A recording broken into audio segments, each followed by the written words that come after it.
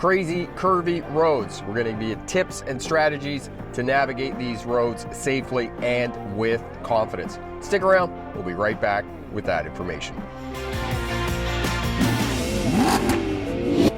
We are in East Kelowna. We're coming down off the top of the hill here, and we've got some switchbacks. For those of you who don't know what a switchback is, the mountain is too steep to go straight up, so they run a road down and then it switches back so that cars and other vehicles can go up and down the hill safely.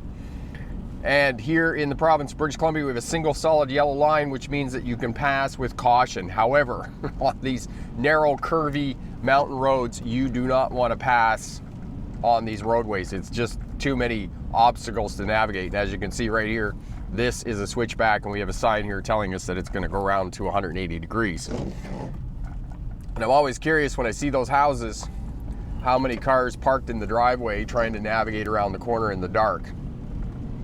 And adding to this is a little bit of rain on the roadway, and we have a vehicle in front of us that has L stickers on it, indicating that it is a learner driver in the car. But I can tell you right now, the way the driver is operating the vehicle, that is not a learner driver. And you can also see from the sign there are cyclists on this road. They like to climb up the hill and cycle through the country and the orchards and whatnot here in Kelowna. It's very scenic. So if you have cyclists, you got to give them a wide berth. Check traffic. Oftentimes you're going to have to move over into the other lane to get around the vulnerable road users safely. It is a learner driver because they don't have to stop. There's no stop sign here. That person on the other side of the intersection has a stop sign.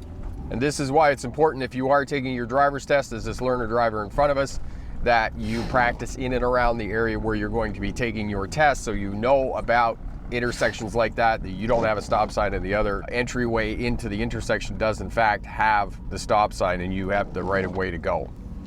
And we have speed bumps here. And speed bumps, you want to brake before the speed bump, and then you want the car to just gently roll over the speed bump.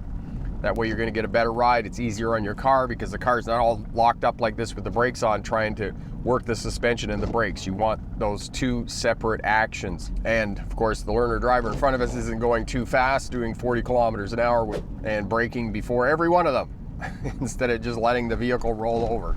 So they need a better mentor, a better instructor, somebody that's going to give them some decent instruction on how to navigate speed bumps and how to navigate curvy roads.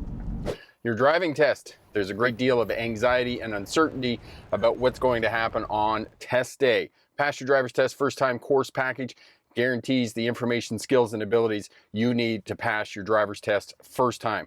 As a bonus, we throw in both the winter and defensive driving smart courses to keep you safe and crash free after you get your license. Click the link up in the corner here, head over to the Smart Drive Test website. Again, brake on the brakes as they're going into the speed bump. Don't do that when you're going over speed bump. Slow down before the speed bump, take your foot off the accelerator, take your foot off the brake, and just let the car roll over the speed bump. So crazy curvy roads, narrow.